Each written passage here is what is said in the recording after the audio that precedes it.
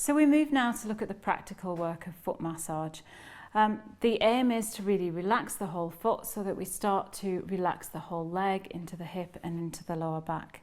Now, traditional massage for feet, unless it's a reflexology treatment, tends to be a quick stroke over at the back, maybe a bit of kneading down the side and maybe some pressure into the arch. What we're looking at is a really detailed treatment that works the toes individually, that works into the sole, that works the side, that works the back, and that works the ankle. And so we're going to look at each of these in turn. We're going to start with the toe work. It's really important to do this very detailed work. I know we're not working on muscle, but we are working on connective tissue.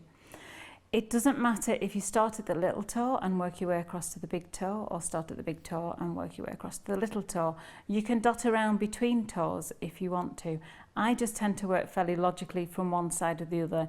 It varies client by client, day by day, which direction I go in. It really doesn't matter so long as you cover them all. Now, obviously, the toes are quite small to be working on, but that doesn't mean we should neglect them. Be careful as you're working not to put any pressure on the joint and not to put any pressure on the nail bed. And what I'm aiming to do is to work all the way down each toe. Now you see on the pinky toe, it's quite difficult to actually grip because there's not a lot of size there, there's not a lot of volume to the toe, but that still doesn't mean we should neglect it. We still need to do the detailed work. What I'm doing here is I'm pressing and releasing, or I'm rolling around, and I'm working on very specific areas. You'll see I'm not working on the very top and the very bottom, and I'm not working on the very sides of the toe. I'm coming in so that I'm working at an angle, and I'm working all the way down. I'm starting at the very tip of the toe, and I'm just coming fingertip by fingertip down, skipping over the joint, working right down. Do the same thing on this side. Just pressing, moving the tissue around, skipping over the joint, moving down. I need to do the same thing underneath the toe.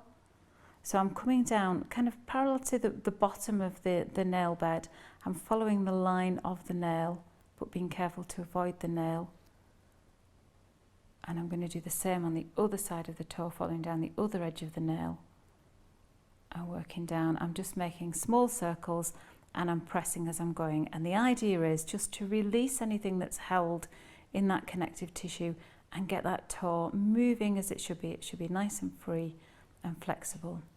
I'm then going to move on to the next toe. Again, I can start right at the tip. You can even use your knuckle to go right into the very tip. I'm working down those lines. Remember, there's 2 at the top and 2 underneath. I'm pressing, I'm releasing, I'm kneading, I'm just moving the tissue around. All the time I'm working to the client's depth. So I would be checking in an actual massage, I would be checking all the time how the depth was for my client. For some clients, this will be incredibly painful. You can just literally touch a toe.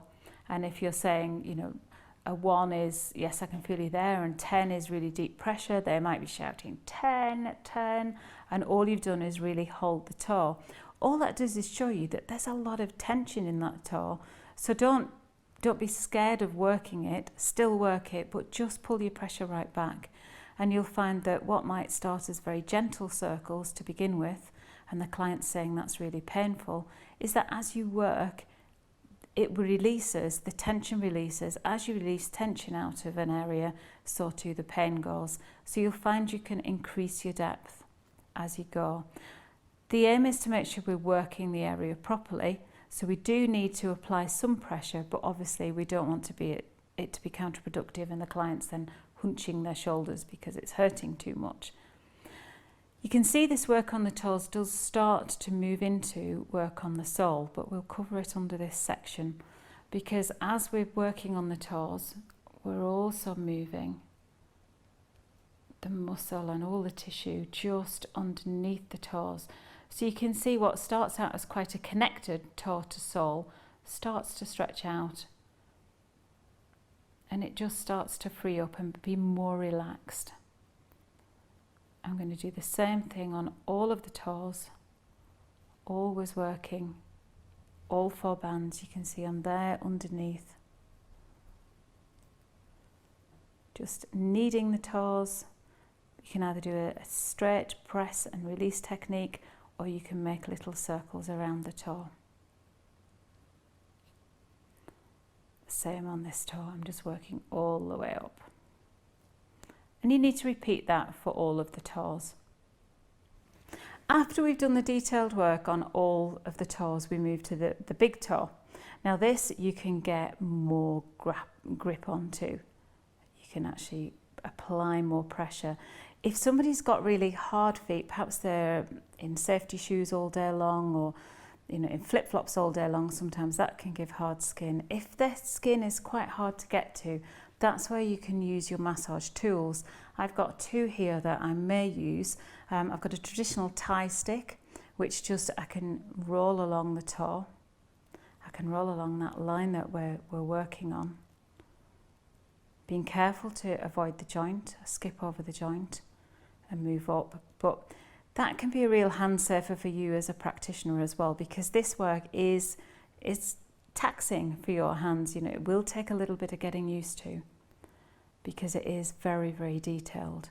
So if you find your hands are tiring, don't worry, you can use one of your massage tools. You'll no doubt have your own preference ones. The other one that I use is a very tiny, thinner stick. I've got to be careful here not to dig the point in. And you've got to be careful with your depth, because once you start using tools, the depth does increase for the client, even though it's a little bit easier for you as the practitioner. Now, I'm only going to use these sticks on the bottom of the feet. I'm not going to use them on the top of the feet, because you can see there's much less flesh on the top. The padding on the foot really is all on the bottom, because it's acting as a shock absorber. So I don't want to put too much pressure onto the top of the toes. So I'd only ever use my fingers to work the top of the toes. But you can see you can get in quite deep and very effectively using the stick on the top. Just be careful, always gauge your client's depth so that you're working to a depth that they are comfortable with.